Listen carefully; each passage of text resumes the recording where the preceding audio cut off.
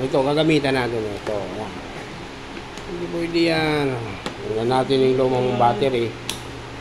Kung ano yung reading. Kanina pa yan, dapat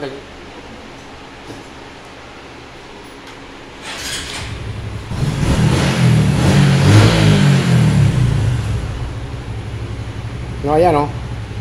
13.5. Wag ko i-share.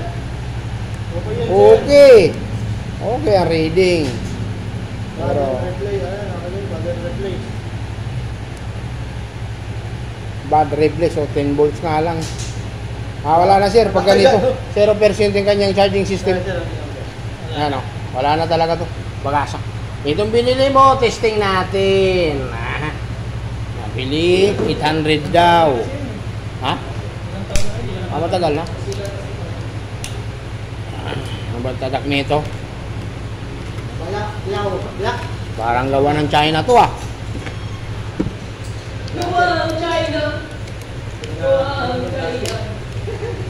Mga Chino pa naman eh, mga mandaraya. Yung tuloy na pagkaya ako din yun.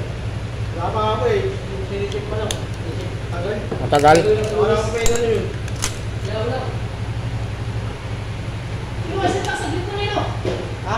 Nandito, dito na sa Pilipinas yun. Nagulat na ako eh. Sabi niya isang linggo daw. 2 araw lang pala. Hindi nga rin ako. Nakahiga nga ako nung dumating. 12.4 volts sir. 12 volts pa po. O, tingnan natin yung internal ng battery. Good. Recharge. Lobat daw. Yung kanyang buhay nasa 40%. Ang kanyang charging system nasa 52%. I-charge natin kahit mga 5 minutes lang. Okay. Tapos recheck kung ano ang magiging reading. Ilang minutes yan?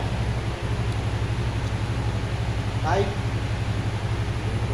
Kailangan mag-leveling yan. Ayan. 5 minutes. Okay, tapos na ang 5 minutes. Tapos natin. Sana maging maganda ang resulta. Kapag hindi, babalik mo to doon sa kanya. Palitan ng ibang unit. Ito maganda pag may ganito kang battery analyzer. Ayan o, 13 volts. 13.9.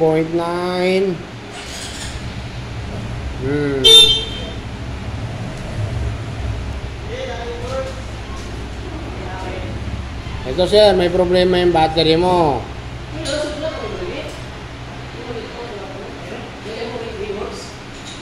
Battery replace. Dapat yan good and pass. Nasa 53% lang, umakyat lang ng 50%, compare kanina nasa 40. Yung kanyang charging system naging 83%. So dapat kahit mga 70% dapat gano'n ang reading yan. Pakiabot lang siya ng isang battery dyan para makita po ninyo.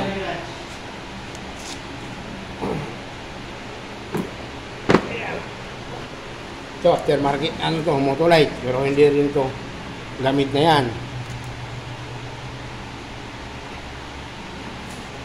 Ayan o, 13 din ang voltahe. Kasi parehas sila ng... Ayan o, good and pass. Ayan o, good and pass. Ayan o, 81%. 91% ang kanyang charging system. Dapat pa rin ganyan po ang reading niya. Nasa sa inyo yan kung kukunin nyo yan, hindi. Kung papapalitan nyo ng bagong ibang battery. Pero pwede naman ito. Wala lang tayo assurance kung hanggang kailan patagal. Papapalit ako sa kanila. Ikaw, kung anong...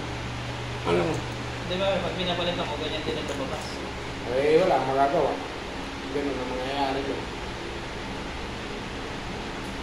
Yeah, works. Papalit ako.